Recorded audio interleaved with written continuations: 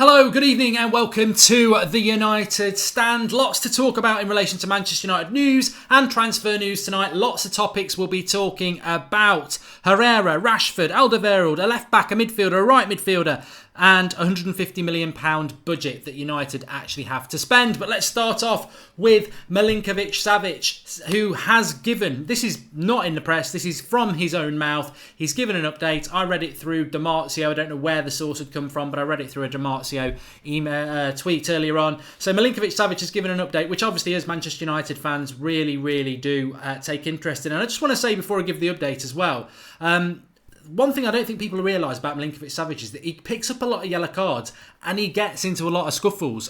He really does. He likes to tackle, he likes a yellow card and he likes to get in the face of the opposition. So it's not just the talent and the ability. I'd love to see that in our midfield as well, because Pogba doesn't do it, Matic doesn't do it, Herrera does it a little bit but hasn't played a lot, and Fellaini does it but doesn't do anything else. So I'd love to see that. But what has he said? So basically Milinkovic-Savic has said, I'm aware at the moment that there's a lot of talk about me going on, but my focus at the moment is the World Cup, and when the World Cup is over, I will decide my future. So his future, I have to say, I'm 90% sure that his future is away from Lazio. I think he's in a big contract with Lazio. Lazio will want a lot of money for him. If he has a really good World Cup, United, I mean, I've got to be honest with you, I don't think we're going to sign him. I don't know what you think, and I'll go to this £150 million budget thing now. I don't think we're going to sign Milinkovic-Savic. I don't. I really want us to. I think it's almost a signing a bit like Perisic last year. I don't think a lot of people agreed with me this, but I said, I'm going to root the video actually from last August 31st when I said that Perisic non-signing will cost us this season, and it did. And I think if we don't sign Savic, it will cost us as well, unless we're going to do something huge we're not aware about. I think, look, we normally spend £150 million.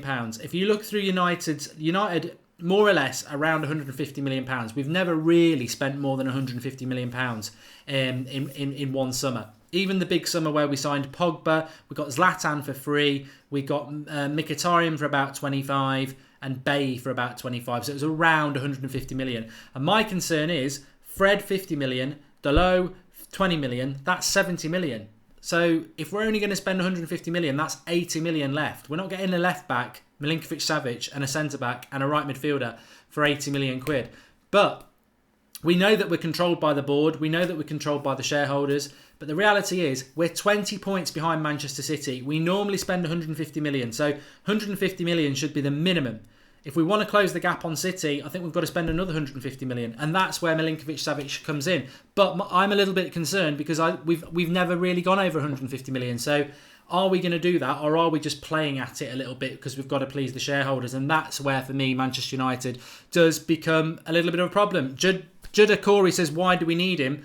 Well, on the simple level, Fellaini and Carrick are going, so we need two anyway, and we've only got one. But if you want to close a gap on somebody, our midfield was the problem for me. That's where we need to go and solve that problem. I don't think we're going to sign Milinkovic-Savic. I don't. I think we'll miss out. I think he probably will have a good World Cup. Everyone will come sniffing, your Real Madrids, maybe even your Barcelonas, your PSGs, maybe even your Man City. I don't think we'll go for him because he will cost 100 million quid. But it's exactly the sort of signing we should make because he might only be in his early 20s. But if he has a good World Cup as well, it shows what a lot of us suspect anyway. Lazio colours tonight, you see, for Milinkovic-Savic. That he's the right man for Manchester United. So he's come out and said, World Cup, and then I'll decide my future. I think his future will be decided away from Lazio. They're not in the Champions League. And I think United have got to be at the front of that queue to sign him. But my big possibility, I mean, Sadiq says, is it economically possible for United to spend 300 million quid? Well, I don't know. I mean, I don't profess to know everything about United's balance sheets and everything like that. But the reality is, I almost feel that if we're going to sign Milinkovic-Savic, we've forced ourselves into a situation where we're going to have to sell somebody we don't want to sell. Which brings me on to Ander Herrera. AS, who are a Spanish outlet, have reported that Atletico Bilbao want to sign Ander Herrera back and they're willing to make him their biggest earner there. What would they... I mean, net spend is something Liverpool talk about because they're always on about, well, we sold Coutinho for this amount and we've spent this amount. And it's just idiotic to be saying stuff like that because transfer fees simply are...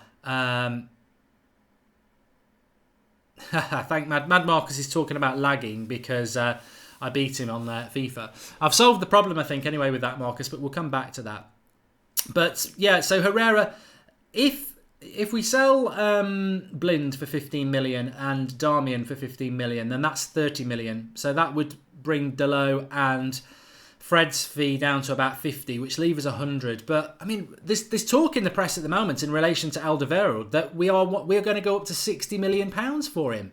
60 million quid. I mean, just don't do business with Spurs. Don't do business with Spurs. Daniel Levy will rip you a new one. He is absolutely brilliant at it. And why are we paying Spurs 60 million for a 29-year-old defender who this week came out and said he was homesick, who over the last 2 seasons has played around 50% or less of Spurs games because of injury, who Spurs don't want anymore, who wants to leave Spurs? Why are we giving them top dollar? Why? If he more or less publicly has said he wants to leave Spurs, are Spurs going to let him rot in the reserves for a year, and then next summer he can go for 25 million because that's when his release clause kicks in?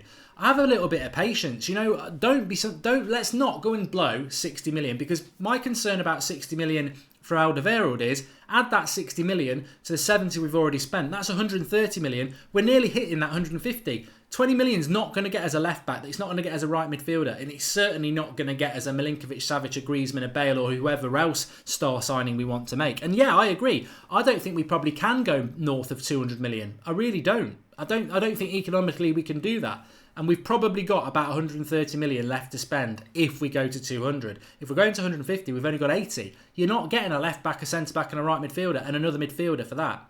Manchester Evening News have reported, though, that Manchester United are looking for, let me write this down, a left back, a midfielder and a right midfielder. That's all they're looking for now. So they're saying we're not in for a centre back. And remember, I've always said I don't believe we're in for Toby Alderweireld. I know certain outlets have said it. I've heard people saying it on social media as well. But I don't believe we're in for him. I don't. And I won't believe it until he signs, because I think you can't deal with Spurs unless you want to pay top dollar. And I think his age and injury record is too much of a concern for United. I don't think we're in for him. I'd much rather be in for Clement Lenglet at Sevilla, who is in his early 20s and has a release clause of 30 million. I'd much rather do that as far as I'm concerned. Mark Reardon just mentioned, can we give Fellaini a chance at left back?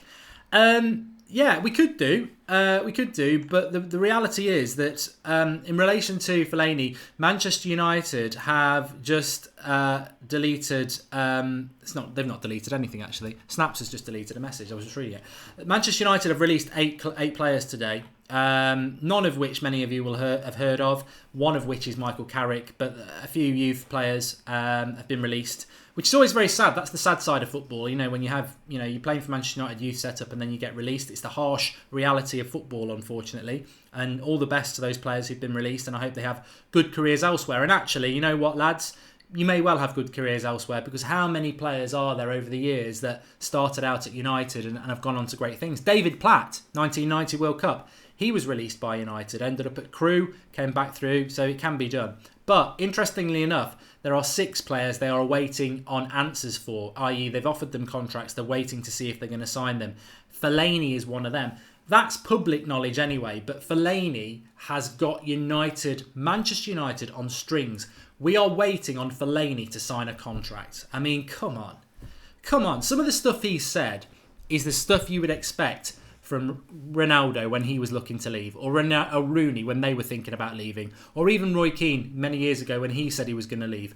Top class players, and we're waiting on Fellaini to see if he can get a better deal elsewhere. It makes me say, I tell you what, it will wind me right up if he stays at the club now.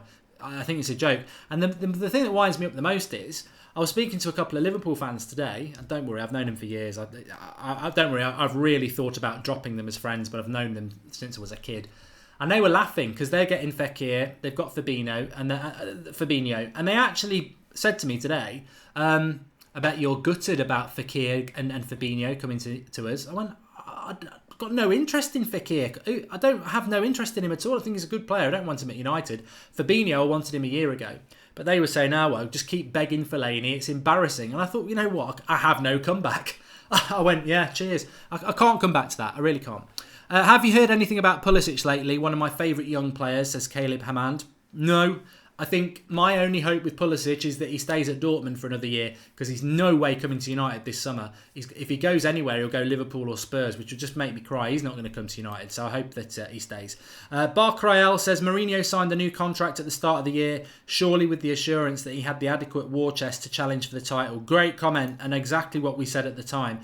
Mourinho obviously was frustrated last summer when he didn't get Perisic.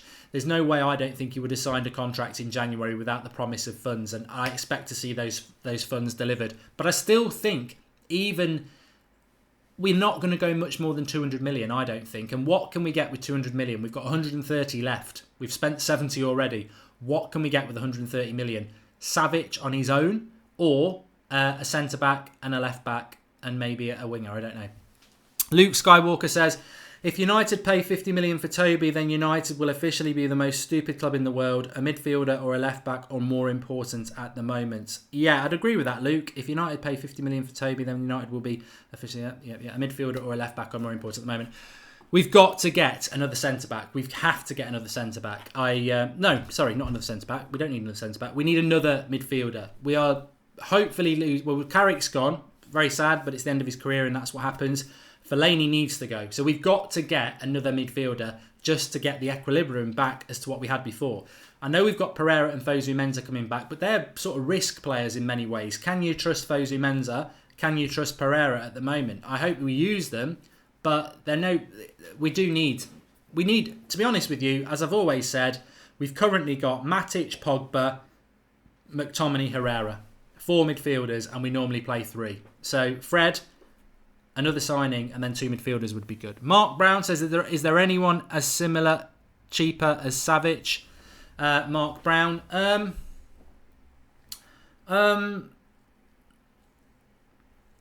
I'm sure there's a midfielder who's similar to Savic who's going to cost us less than £100 million, and maybe we will look at that. But I just think that, personally, I think he's available this summer. That's what we should be going for. But I don't actually think we're going to get him. Anthony Going 100 has just made a good point. He was something I wanted to talk about. Talisca. Remember Manchester United were going to sign Talisca a few weeks ago. It was a done deal on a Sunday. We did a video about it because apparently it was definitely going to happen. It was coming out of Turkey, which is where he played for Besiktas on loan from Benfica. And then the next day you started to think, there's something fishy about this maybe.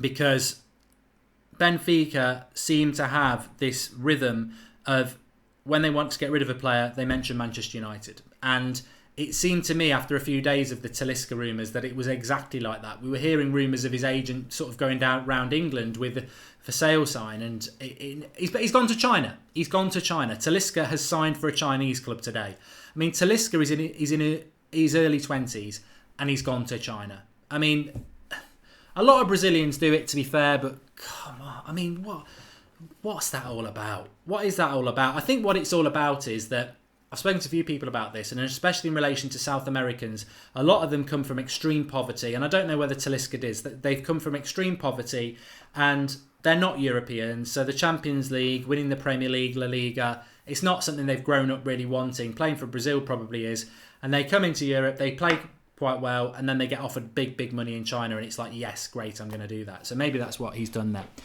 Come and play Crow Clubs with me and Mad Marcus, says MJ Gamer 88. Well, I'm doing a live stream at the moment, mate. Red Wazzy says, if Fellaini officially leaves, what kind of video will you do to celebrate, Mark? I will be celebrating inside, but I won't be going yes, etc, because actually there is a bit of an L for United to take on this. We've publicly made it aware that we want him to stay. Mourinho has publicly begged him to stay.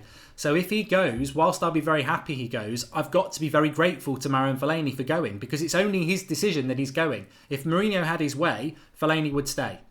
So celebrating Fellaini going just doesn't seem right when he's going because he wants to go. It's not the one I wanted. Kick him out the club because he's not the sort of player we want. He's going with us begging him to stay. So I won't be going, yeah, he's going. Inside I'll be happy he's going, but I suppose I'll be quite concerned about what we're going to replace him with, because Mourinho obviously wants a player like that. Our last 20 minutes option is a player like Fellaini. That concerns me. I'm going to say something that might shock a few people, though. If he wants Mandzukic or Arnautovic, I hope it's Arnautovic, because Arnautovic is actually skillful and quick. And he is tall, and he gives you that tall option, but he's quick and skillful. He's dreadfully inconsistent, but on his day, he's fantastic. And I would rather take a skillful, quick player who can play well in the air than Mandzukic, who's not quick. So there you go. That's my opinion on that. We've spoken about Herrera. Let's talk about Marcus Rashford for a minute. What a goal it was for England last night. What a goal. Absolutely fantastic, wasn't it? We've talked about a backup striker a lot, and I jokingly tweeted this morning we should go and get that Rashford who played for England last night. He'd be a brilliant backup striker for Lukaku.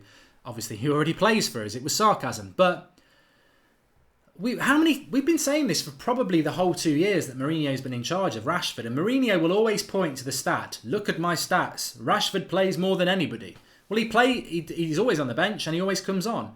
But he hasn't played many games in his position, which is up front. He plays him on the left wing, and he's not a left winger. Marcus Rashford's not a left winger. Every now and again, he'll do what he did to Trent Alexander-Arnold and tear somebody a new one and score a great goal. But he's not a left winger. He's a forward, and he's not getting the games up front because every game we play Lukaku unless he's injured, which is quite rare. So Marcus Rashford showed yesterday, with that freedom and that confidence and that belief, he's still a very, very good player. But I think Rashford had a dreadful season for United. Apart from one or two performances, that was a dreadful season for Marcus Rashford. Development-wise, performance-wise, it wasn't good enough. And I think, and I don't know what you lot think, in relation to Marcus Rashford, if he's not going to be a regular starter or regularly involved for United next season, we should probably loan him. I don't know what anybody thinks, but he can be brilliant. He can be absolutely brilliant, Marcus Rashford. But he's not developing quick enough because he's not getting the game. And Manchester Skulls 18s, it's hard for Marcus to be up for always being a 15-minute substitute. Exactly. He's not going to learn until he plays regular football. And if we can't give him that regular football next season, what is the point in Jose saying, well, I play him every game? But like Manchester Skulls 18 says, if it's only going to be for 15 minutes every game, that's not development. Imagine Marcus Rashford on loan at Bournemouth up front every single week. A season playing Premier League football 90 minutes every week for a Bournemouth or a Southampton or somebody like that. That would be brilliant for Marcus Rashford. And I think that might be what we need to do with Marcus Rashford, because Marcus Rashford, I said this at the start of the season, when Marcus Rashford's 25 like Lukaku, I think he'll be a better player if we develop him. Because if you remember this time last year and when Rashford came back from the US tour, he bulked up big time. And that's going to continue to happen with Rashford. He's going to get bigger, stronger. But what is most important is that his development on the pitch happens. You saw it with Januzaj. He blew his development by messing around and he lost those development years. We can't afford that to happen with Rashford. And the only place you develop is by playing first-team football. You don't develop on the training ground. You've got to play first-team football because that's where the competition is. And I don't know that we can give Rashford 10 starts next season because it's always going to be Lukaku.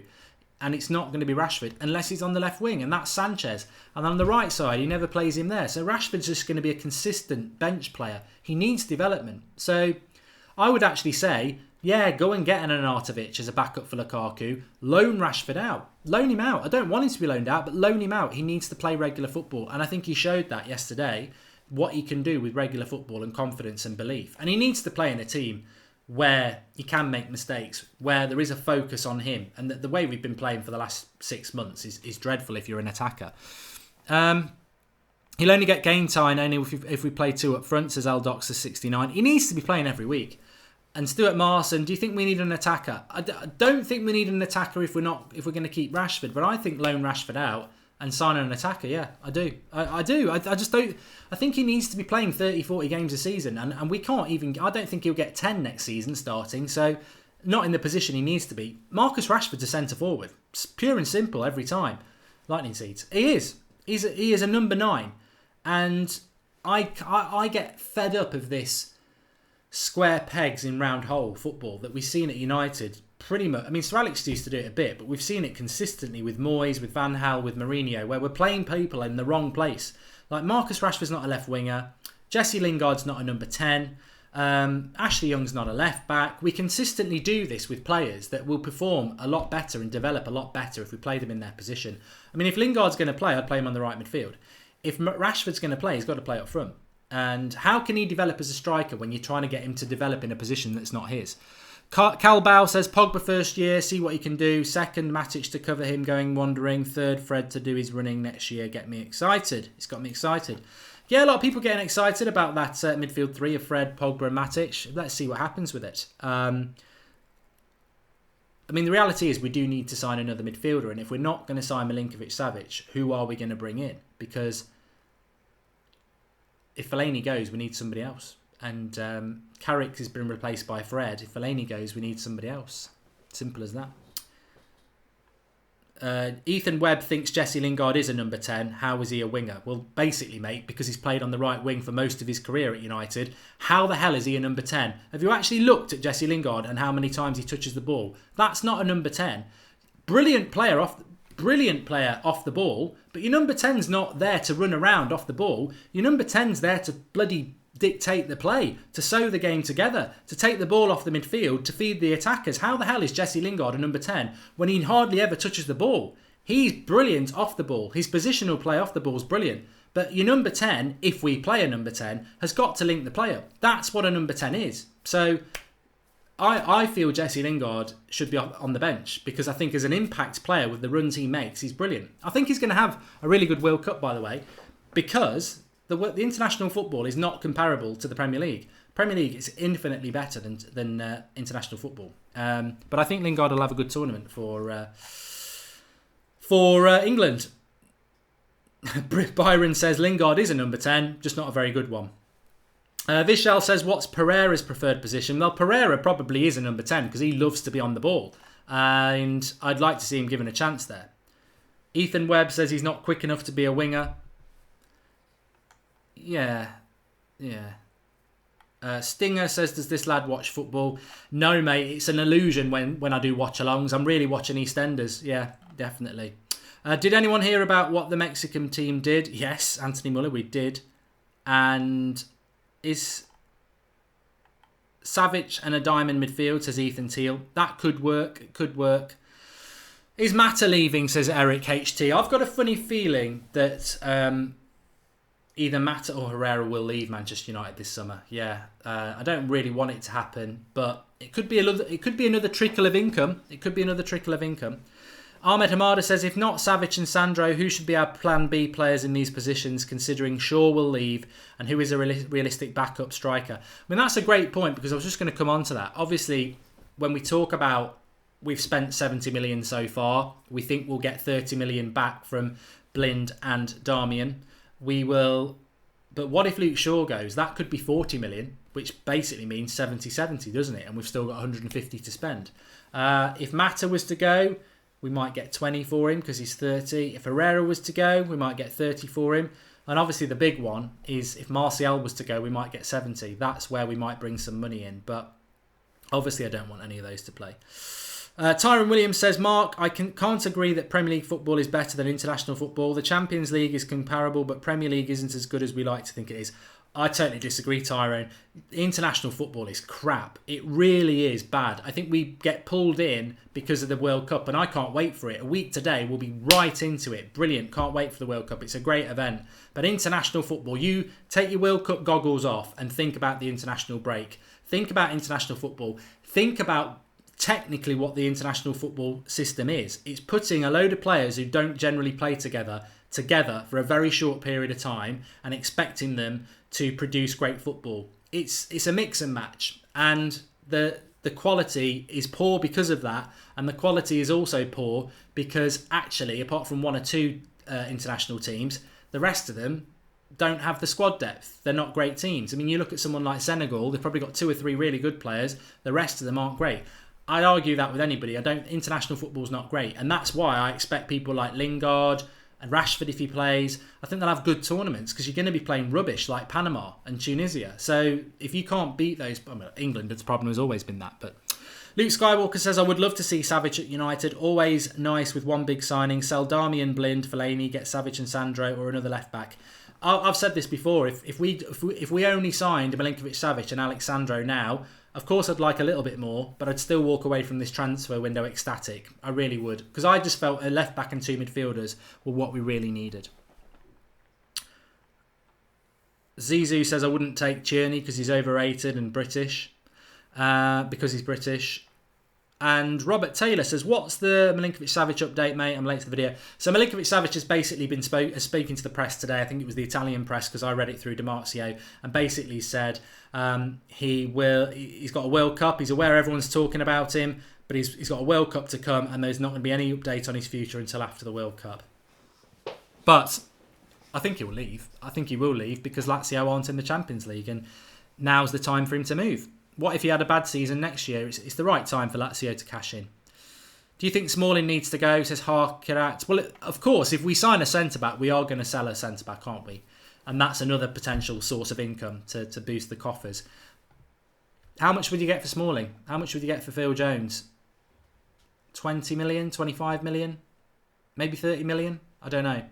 But if we did sign Alderweireld or any other centre-back, then we would surely sell a centre-back as well, because you couldn't have Alderweireld, Smalling, Jones, Rojo, Bailly, Lindelof. That's 6 senior centre-backs. We'd have to let one go at least. Interesting enough, Rojo, I saw this on Sport Witness actually. They translated an article with an interview with Rojo where I think he'd been to Jose Mourinho and said something along why have I not been playing. And Mourinho said something like, well, you're in a similar situation to a lot of centre-backs, and I've gone with the ones I want at the moment. So read into that what you like. Needs to sell some players. According to the Manchester Press, Mata has had a contract extension activated. I think he did. I think Daley Blind did as well. I think they all had that option of a year added on, but I think next summer they're free. So they either needed to get them on another contract or sell them this summer. I think Shaw's in that situation as well. I must admit with United boss, I do like Rojo as a centre-back. When he's on form, he's very good and he's combative. I actually thought Rojo and Bailly would be our first choice centre-backs. But then he started the season with Jones. He seems to want to play Phil Jones. And I mean, let's just talk about Phil Jones for 30 seconds. How many points did he cost us last season? He cost us a cup final as well. And he always gets injured. I just don't know why you'd try and build your centre-back partnership around Phil Jones. Injury prone and makes a mistake in big games. I don't get it. Sati Singh says we need a powerhouse signing. Bring back Ronaldo. I don't know whether we can. I don't know whether we can afford it. I really don't. It worries me. I don't know whether we can afford it. There's so much we need to do this summer, and we always seem to get rolled over in relation to price. It's interesting. I think we're going to have to prioritise. Stuart Marson, I hope we don't go for Willian from Chelsea. As I've said, I think if we go for Willian, he'll come in very, very late. He's going to be part of that World Cup squad. He's going to have a holiday. And Mourinho knows what he's getting with him. So I think it would be literally come and sign for us like Matic very late on. Stick you straight in. You're Premier League proven. If Willian will happen very, very late if we get him. Rahul says, what about No Dembele for United? I think he's the Lyon midfielder, isn't he? Or is he Marseille? One of the two. I haven't seen a lot of him, but I've heard a lot of good things about him. I think he's got a bit of a temperament issues, though, which, to be honest, our team could probably do with somebody who's a bit tenacious. Why can't we afford Ronaldo as we're the richest club in the world? Well, we are the richest club in the world, but we've got shareholders, we've got a board, you've got financial fair play, we've got debt. There's numerous reasons why I don't think United will spend more than 200 million this summer, if that. James Shand, do you think Alexis Sanchez will improve next season? I think he's got to. I think he's got to improve next season. I think he's been a dreadful signing so far. I don't agree with his excuses about being unsettled, but he's got no World Cup. There was rumours he was going to come back literally in about 2 weeks' time, early, to get fitness up, and hopefully he can hit this new season running, because he's been dreadful as a signing, I think. But I do think there's potential for him to be the signing we thought we were going to get next season, because he'll have a free run at it, a free summer. Let's see what he can do.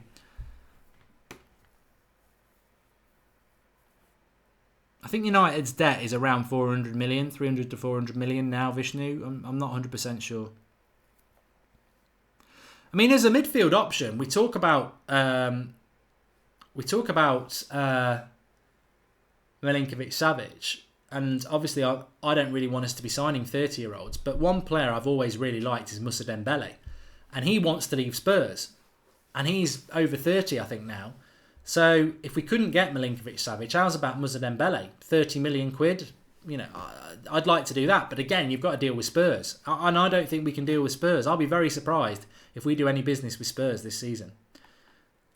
Zizou, I just do not see Dybala coming to United at all. I'm surprised we've not been linked with him yet, but I don't see it happening at all. Ronaldo would take a pay cut if he wanted to come, says Michael Hubbard. It's the price we'd have to pay. He's in a big contract. And also, if you deal with Real Madrid, do you have to give up De Gea? We can't afford to give De Gea up. We would implode without De Gea. We really would. That's why he's Player of the Year. He's massive.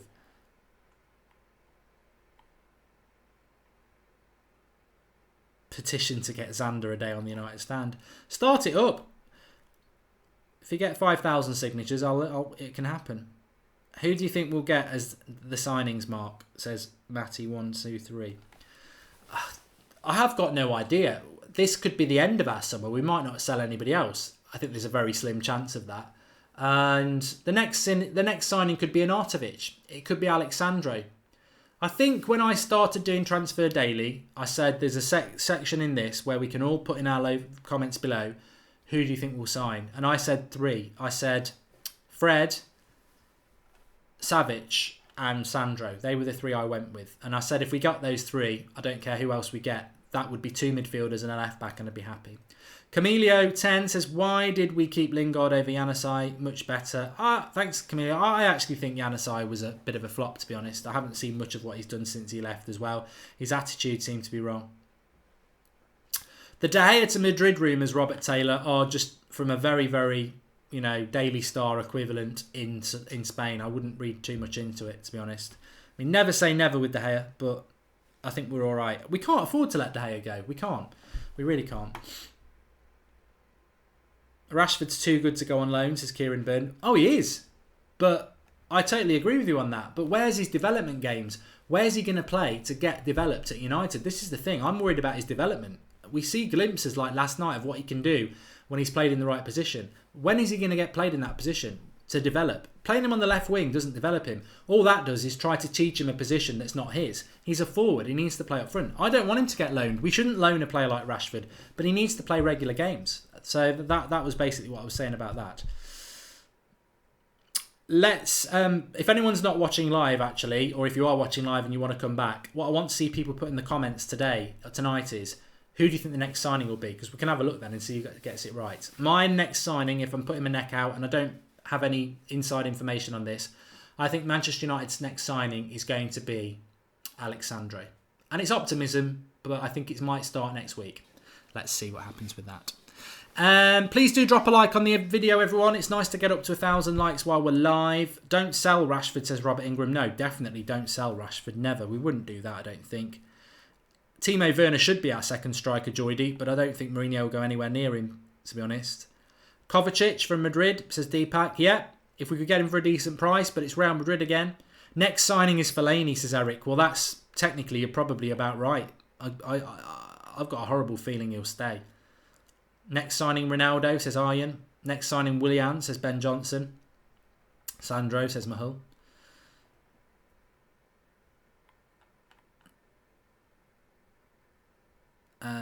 If the season started now, where would we finish, says Liam. Oof, very, very good question, that. So if the season started now, we've sold nobody and we've signed Fred and a young right back. So you'd be totally focused on whether the coaching changes, because if we played the same way as we did last season, I think we'd be battling for second, third or fourth. Yeah. We can't win the title with the signings we've made. We're still even if we played great football, we wouldn't win the title. We're still too far behind City even with the 2 signings we've made. They're a good start, but they're not enough to close the gap. Even if we played brilliant football next year, it's not enough. It's not enough. City are going to sign 2 players. They're going to spend 100 million. That means we need to sign 4 players and spend 200 million just to even try and close the gap. Anyway, thanks everyone for watching. It is Friday night. You never know. Something else might happen tonight. If so, we'll go live. We will have a video for you tomorrow. Normally do a Saturday video on a 1 o'clock, unless something happens in the morning. Saturday Night Live tomorrow at 8 o'clock as per usual, where we interact with the live comments pretty much from minute one. Loads and loads of it. Thanks everyone for watching tonight. Really enjoyed the video. I felt like I've missed you all today because we had no video in the day. We just did the Transfer Daily Show this morning, which a lot of people enjoyed if you didn't see it, talking about Mourinho and the transfer window. So, thanks everyone for watching. Speak to you all soon. Have a great start to your weekend, and I'll see you soon.